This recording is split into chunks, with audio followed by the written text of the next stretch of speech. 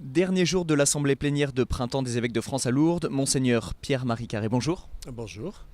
Je le rappelle, vous êtes archevêque de Montpellier et vice-présidente de la conférence épiscopale. Quel a été pour vous le moment le plus marquant de ces 4 derniers jours ? Le moment le plus marquant, je dirais, je le mettrais dans une journée entière, et c'est la journée de récollection, on pourrait dire de temps d'arrêt spirituel, avec le Père François-Xavier Dumortier, et pour nous remettre devant Dieu et réfléchir au discernement spirituel que nous avons à vivre en tant qu'évêques. Beaucoup d'évêques ont été marqués par la retraite, comme vous, également par la prière devant le Saint-Sacrement. Finalement, quelle doit être la place de la prière dans ces assemblées ?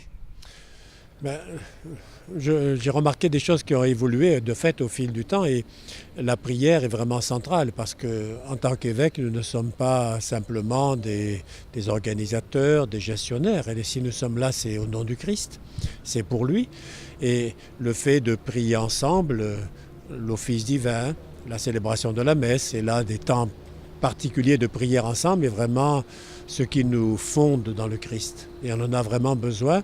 Non seulement on le fait bien sûr pour soi, mais de le vivre collectivement, de le vivre ensemble, c'est vraiment ce qui nous manifeste en corps d'évêque.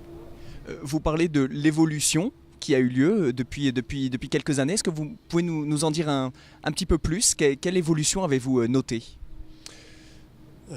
Il me semble qu'au moment où je suis devenu évêque, il y a 15 ans quasiment, les évêques priaient, bien sûr, mais beaucoup plus personnellement. C'est-à-dire, par exemple, la messe était célébrée là où l'on loge, c'est-à-dire, pour moi, c'était à la cité Saint-Pierre. Il y avait un groupe d'évêques qui célébraient ici, d'autres venaient à la grotte, et ainsi de suite. Tandis que se rassembler collectivement pour célébrer la messe, c'est vraiment un acte de la conférence épiscopale. On pourrait dire on est tous ensemble pour le Seigneur.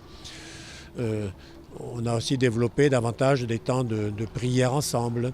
Je crois que le rythme est fait qu'on est moins centré sur le travail de réflexion, de dossier, mais vraiment c'est manifester que c'est le Seigneur qui nous porte.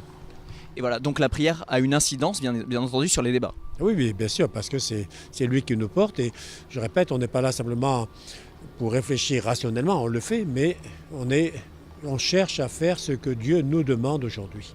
À l'approche de la Semaine Sainte et de Pâques, l'enjeu n'est-il pas d'abord spirituel ici ?